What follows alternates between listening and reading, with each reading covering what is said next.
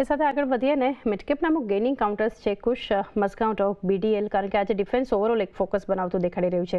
HL માટે તો આજે જે સરકાર તરફથી જે ઓર્ડર મળ્યો છે એને લીધે HL પણ આજે એક ફોકસ બનાવતું આપણને દેખાડી રહ્યું છે.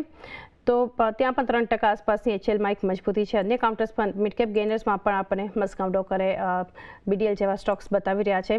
આ સિવાયના સ્ટોક્સ છે એક મજબૂતી તરફ આપણે જોઈ રહ્યા છીએ. અહીંયા BML, Garden Reach shipbuilders, Cochin shipyard બધી બાજુ એક ખરીદદારી છે. કઈ રીતે સલાહ આપશો આમાંથી?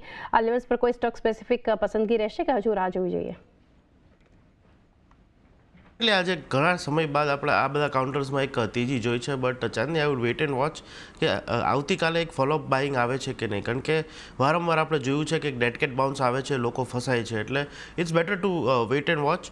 આપણે જો મઝગાંવ ડોકની વાત કરીએ તો ઉપર 4480 એક સ્ટ્રોંગ રેઝિસ્ટન્સ છે, એની ઉપર જાય તો જ ખરીદારી કરવી જોઈએ. એટલે મને લાગે છે બધા ડિફેન્સ સ્ટોક્સમાં એક રેલી સારી છે, બટ ફોલોઅપ બાઇંગ આવતીકાલે આવું જરૂરી છે. એટલે વેઇટ એન્ડ વોચ, કાલના દિવસે આપણે ડિસિઝન લેશું. ઓકે, હજુ કાલના સેશનમાં પણ આ કંપનીઓ કઈ રીતે એક આગળ મજબૂતી બતાવે છે કે પ્રોફિટ બુકિંગ આવશે આટલી ખરીદારી બાદ, તો એક વેટ એન્ડ વોચ બનતો આપણને વ્યૂ બતાવી રહ્યો છે. ત્યારબાદ ટાટા કમ્યુનિકેશન્સ માટે એક પ્રદીપ વ્યૂ લઈએ આપની પાસેથી. આ કંપની પણ જોઈ રહ્યા છે અત્યારે લગભગ 2.5% આસપાસની મજબૂતી પર સાથે એક ટ્રેડ થતી બતાવી રહ્યું છે. તમે કઈ રીતે સલાહ આપશો આના પર?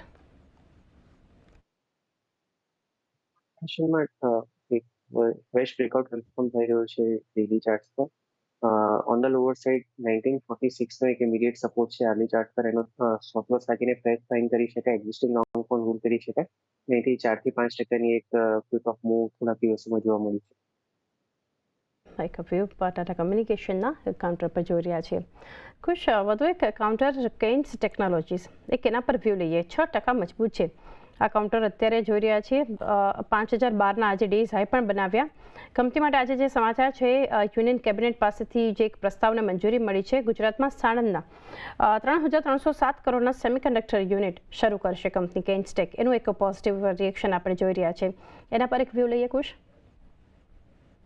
ડેફિનેટલી એક ફ્રેશ બ્રેકઆઉટ છે. ડાઉનસાઇડ સ્લોપિંગ ચેનલ હતું, તેની ઉપર આજે આફ્ટર 12 ટ્રેડિંગ સેશન્સ એક બ્રેકઆઉટ આવ્યું છે વિથ વોલ્યુમ્સ. તમે જો તો પહેલી 15 મિનિટમાં જ ગઈકાલ જેટલા ઓલમોસ્ટ વોલ્યુમ થઈ ગયા છે. તો ડેફિનેટલી એક પોઝિટિવ મોમેન્ટમ છે. 4890ના સ્ટોપ લોસથી હજુ પણ બાય કરી શકાય.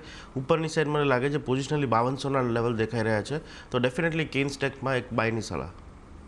ઓકે, તો એક ખરીદદારીની સલાહ કાઉન્ટર પર આપણને કેન્સટેક પર બનતી દેખાડી રહી છે. ત્યારબાદનું કાઉન્ટર અત્યારે અપોલો હોસ્પિટલ માટે પ્રદીપ વ્યૂ લઈએ. 0.5% આસપાસની મજબૂતી, 6911. રાદર અત્યારે 6913ના ડેઝ હાઈ બનાવ્યા. ઓપનિંગ લેવલ કરતાં આ કાઉન્ટર પણ અત્યારે એક સુધરતું દેખાડી રહ્યું છે અપોલો હોસ્પિટલ્સ. તમે કઈ રીતે આના પર વ્યૂ આપશો?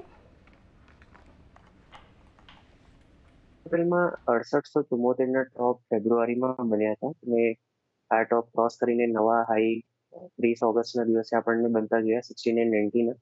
ઓવરઓલ સેટઅપ પોઝિટિવ છે. ટ્રેલિંગ પ્રોફિટ સાથે લોંગ હોલ્ડ કરવાની એડવાઇસ આપી છે.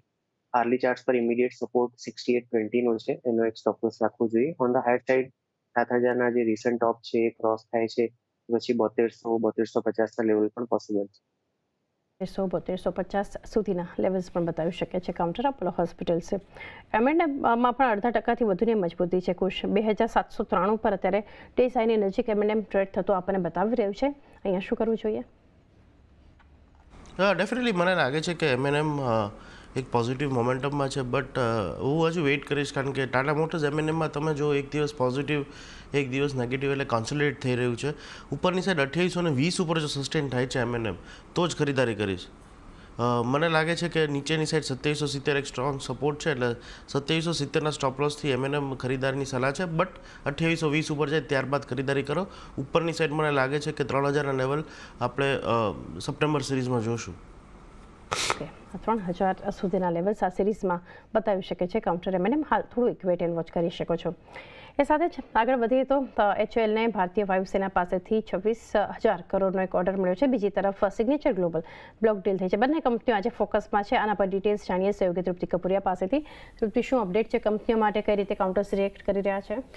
ચાની ડેફિનેટલી HL ને સિગ્નેચર ગ્લોબલ બંને જ કાઉન્ટર્સ આપણે જોયા છે કે માર્કેટ ઓપનિંગ બાદ સારી એવી એક્શનમાં આપણને જોવા મળ્યું છે. શરૂઆત આપણે HLથી કરશું તો એક પોઝિટિવ સમાચાર સાથે આપણને આ કાઉન્ટર જોવા મળી રહ્યું છે કે તેમને ભારતીય વાયુસેના પાસેથી 26,000 કરોડનો તેમને ઓર્ડર્સ મળ્યો છે અને CCS પાસેથી લગભગ તેમને SU-3 MKI વિમાનના એરો એન્જિન ખરીદવા માટે તેમને આ મંજૂરી મળી છે.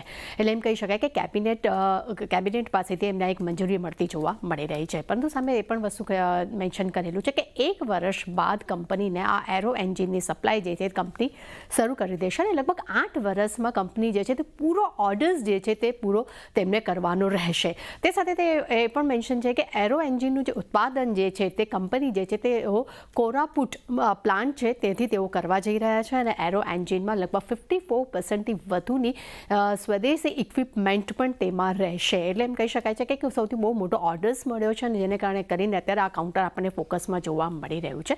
પરંતુ સામે બ્રોકરેજ રિપોર્ટ પણ આવ્યા છે, તેના પર ખાસ નજર રાખવાની રહેશે. તો એન્ટિક તરફથી HL માટે અહીંયા આપણને બાય રેટિંગ્સ જોવા મળ્યા છે. લક્ષ્યાંક તેમને 6,145 રૂપિયા પ્રતિ શેર કર્યા છે. રિપોર્ટ મુજબ સરકારને HLમાં 2040ના એરો એન્જિન બનાવવા માટે તેમના મોટા ઓર્ડર્સ મળ્યા છે અને લગભગ 26,000 કરોડની આ પૂરી ડીલ જે છે તે થશે. એટલે એમ કહી શકાય કે આ પૂરી ડીલ બાદ કંપનીનું જે ઓર્ડર બુક છે લગભગ 1 લાખ કરોડ રૂપિયા થઈ જશે. સામે એમ પણ મેન્શન છે કે ઘણા વર્ષો સુધી કંપનીની જે ગ્રોથ જે છે તે ડબલ ડિજિટ રહેવાની પણ તેઓ અનુમાન રાખી રહ્યા છે અને મજબૂત ગ્રોથને કારણે કરીને કંપનીના વેલ્યુએશન જે છે તે ખૂબ જ આકર્ષક જોવા મળી શકે છે. એટલે એમ કહી શકાય કે એક તરફ પોઝિટિવ રિપોર્ટ છે અને બીજી તરફ કંપનીના આટલો મોટો ઓર્ડર્સ મળે છે સરકાર તરફથી. આ બાદ આપણને આ કાઉન્ટરમાં લગભગ 3% તેજી જોવા મળી રહી છે. પરંતુ બીજું કાઉન્ટર જેમાં આપણને એક નેગેટિવ ઇમ્પેક્ટ જોવા મળી રહ્યું છે એ છે સિગ્નેચર ગ્લોબલ. લગભગ આ કાઉન્ટર 4% નીચે છે. કંપની આજે જોઈ રહ્યા છે કે મોટો સોદો તેમાં થતો જોવા મળ્યો છે કે 1,449 રૂપિયા પ્રતિ શેરના ભાવ પર લગભગ 4 પોઈન્ટ ઇક્વિટી શેર્સ પર આપણને બ્લોક ડીલ થતા જોવા મળી છે. અને અગર હું શેર્સની વાત કરશું તો લગભગ 57 લાખ શેર્સની આપણને બ્લોક ડીલ થઈ છે. અને બ્લોક ડીલની પ્રાઇસની અગર વાત કરીએ છીએ તો 828.2 કરોડનો આપણને એક મોટો સોદો જે થતો માર્કેટમાં થતો જોવા મળ્યો છે. અને ઓપન માર્કેટમાં જે બ્લોક ડીલ થઈ છે જેને કારણે કરીને અત્યારે આ કાઉન્ટરમાં પણ આપણને સારું એવું દબાણ જોવા મળી રહ્યું છે. જી, તો બંને કંપનીઓ ખાસ અત્યારે ફોકસ બનાવતી દેખાઈ રહી છે. તૃપ્તિ, આભાર આપનો આ સમગ્ર માહિતી માટે. પ્રદીપ, ડિફેન્સ પર એક વ્યૂ આપની પાસેથી લઈએ. HL કાઉન્ટરની સાથે આજે ઓવરઓલ સેક્ટર ફોકસ બનાવતો દેખાઈ રહ્યો છે. Paras defence, data patterns, Cochin shipyard, BEL, BDL, Hindustan એરોનોટિક્સમાં તો સમાચારના લીધે જ એક રિએક્શન છે. આ સ્પેસ માટે એક વ્યૂ લઈએ. ટેકનિકલી કોઈ કાઉન્ટર અત્યારે સ્ટ્રોંગ લાગી રહ્યું છે એન્ટ્રી માટે? આપણે પાછલા વર્ષોમાં જોઈએ છે ને પછી બ્રોડલી છેલ્લા 2 મહિનાથી આખું સેક્ટર કરેક્શન કોન્સોલિડેશનના ફેઝમાં છે. હજી પણ મારા હિસાબે નિયર ટર્મ રેઝિસ્ટન્સ ક્રોસ થવાના મોટાભાગના સ્ટોક્સમાં બાકી છે. HL જ્યાં આજે ન્યૂઝ આવી રહ્યા છે ત્યાં 34 DMA નું ઉપર ખુલ્યો હતો પણ એની ઉપર સસ્ટેન નથી કરી શક્યો સ્ટોક. તો આઈ થિંક 49.25 ના આજના ખુલ્યા પછીના હાઈ છે એનું ક્રોસ ઓવર થાય છે તો પછી આપણે કાઉન્ટરમાં સ્ટ્રેન્થ પાછી આવતી જોવા મળી શકે. અને એ કેસમાં 356-370 જે ટોપ બન્યા હતા જુલાઈમાં એ ટેસ્ટ થઈ શકે. બાકીના બધા કાઉન્ટર્સ છે, BDL છે એના 34 DMA નું રેઝિસ્ટન્સ છે 1385 એની નીચે ટ્રેડ કરી રહ્યો છે. તો આ એક હોલ્ડિંગ ક્રોસ થાય પછી BDL પર પોઝિટિવ લઈશું. BEL માં પણ 34 DMA નું રેઝિસ્ટન્સ 304-305 ની આજુબાજુ છે એનું ક્રોસ ઓવર વેઇટ કરીશું. પારસ જે ડિફેન્સની તમે વાત કરી એ પણ એના 34 DMA ના રેઝિસ્ટન્સ 1270 ની નીચે ટ્રેડ કરી રહ્યો છે. તો બાય એન્ડ લાર્જ આ બધા સ્ટોક પર અત્યારે વેટ એન્ડ વોચમાં છે. તો ઓવરઓલ અહીંયા એક વેટ એન્ડ વોચનો વ્યૂ કુશ તરફથી પણ ત્યારે એમની સાથે પણ ચર્ચા કરી. પ્રદીપ તરફથી પણ એક વ્યૂ છે. હાલ થોડું વેટ એન્ડ વોચ ડિફેન્સ માટે કરવું જોઈએ. કુશ, સિગ્નેચર ગ્લોબલ બ્લોક ડીલ બાદ જોઈ રહ્યા છે કાઉન્ટર 4.5%નું દબાણ અત્યારે બતાવી રહ્યું છે. આ કંપની માટે કઈ રીતે સલાહ રહેશે સિગ્નેચર ગ્લોબલ ઇન્ડિયા? ડેફિનેટલી મને લાગે છે સિગ્નેચર ગ્લોબલ ઇન્ડિયા જો આપણે જોઈએ તો નેગેટિવ વ્યૂ દેખાઈ રહ્યો છે આફ્ટર બ્લોક ડીલ. જે 10 દિવસની એવરેજ એક સપોર્ટ લેતું હતું તે એક આજે હવે વિથ વોલ્યુમ્સ બ્રેક કરી છે. તો 1470ના સ્ટોપ લોસથી આ કાઉન્ટરમાં સેલ ઓન રાઇઝ. મને લાગે છે હવે જે સપોર્ટ છે એ પહેલો સપોર્ટ 1380નો છે ને એની નીચે મને લાગે છે 1240. એટલે સિગ્નેચર ગ્લોબલમાં મારો વ્યૂ નેગેટિવ છે. Okay, view negative signature global માટે 1470 સ્ટોપ લોસ, એક સેલ ઓન રાઇઝનો વ્યૂ આપણે બનતો જોઈ રહ્યા છીએ. પ્રદીપ, બજાજ ફિનસર્વ બંને કંપનીઓ આટલી એક મજબૂતી બાદ હવે આજે પ્રોફિટ બુકિંગ બતાવી રહ્યું છે. નિફ્ટી લૂઝરમાં કંપનીઓ જોઈ રહ્યા છે. બજાજ ફિનાન્સ 1.5% નીચે કાઉન્ટર ટ્રેડ થઈ રહ્યું છે. બજાજ ફિનસર્વ પણ લગભગ 1% આસપાસના દબાણ સાથે કામકાજ બતાવી રહ્યું છે. અને ફ્યુચર કાઉન્ટર્સમાં પણ જોઈએ તો લોંગ અનવાઇન્ડિંગ બંને શેર્સમાં થઈ રહ્યું છે. વ્યૂ લઈએ. આ બે સ્ટોકમાંથી બજાજ ફિનસર્વ પર અમારો વ્યૂ ખૂબ જ પોઝિટિવ છે. બજાજ ફિનસર્વના ઇનફેક્ટ લોંગર ટર્મ ચાર્ટ્સ પર એક બ્રેકઆઉટ ઓલરેડી કન્ફર્મ થયું છે. 3 વર્ષનું આ કોન્સોલિડેશન બ્રેક થયું છે. તો આ સ્ટોક પર અમે આવનારા 3 થી 4 ક્વાર્ટરનો વ્યૂ લઈએ તો લગભગ 25 થી 30% અપમૂવ અમને લાગે છે.